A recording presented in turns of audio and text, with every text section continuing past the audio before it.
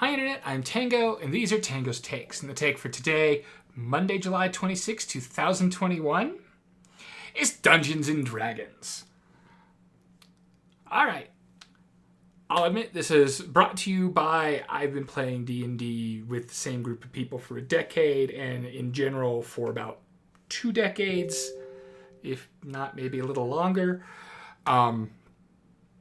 And I need an idea for a take today, because while I've got a few ideas on hold, they're too similar to ideas I've done recently. So, if you are currently thinking, oh god, Satanism, oh god, devil worshipping, oh god, people in sewers running around. No. Okay, acknowledge that there were LARPers, live action role players, doing D&D stuff, running around in sewer systems, and that was in fact a problem once upon a time. These are not smart people. That is not a D&D inherent function. Dungeons & Dragons is about collaborative storytelling.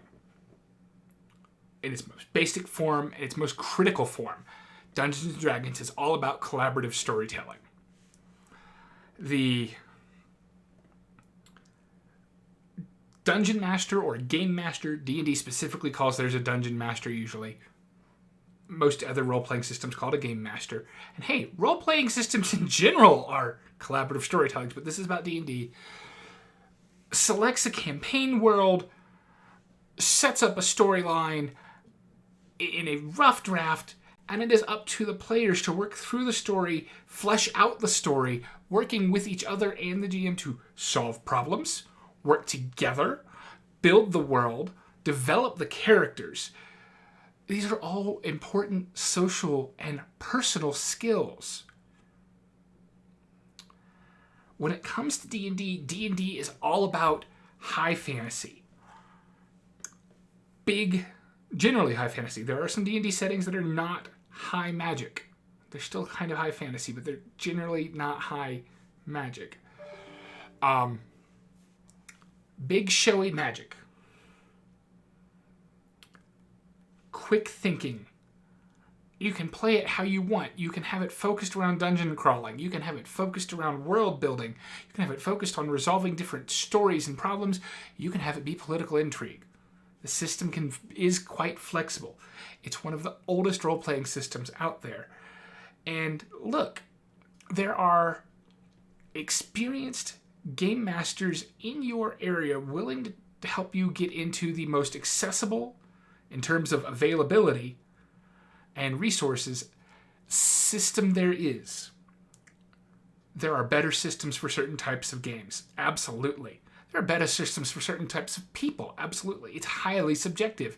I already told you, there is no such thing as perfect.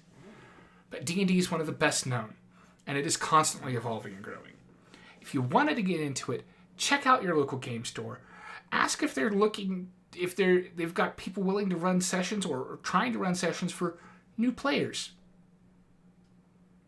It may not be for you. It may not be for your kids or whoever you're trying to find something for. But in a lot of cases, it's going to get people reading and thinking creatively.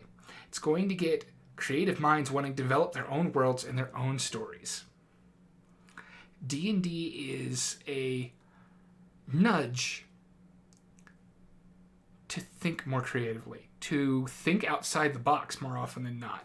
Because if all you look at as a fighter is, yep, I can hit a thing with a sword, but man, that mage over there can throw ice and fire and cause people to fall asleep, you're not playing D&D in a way that you're going to have fun, generally speaking.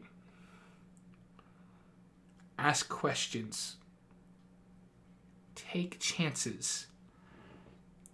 Hey, can I give up some of my damage and hit the guy hard enough to push him over?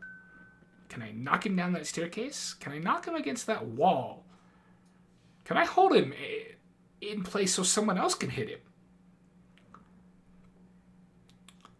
Everyone plays differently. Every character, class, race, they all play a bit differently.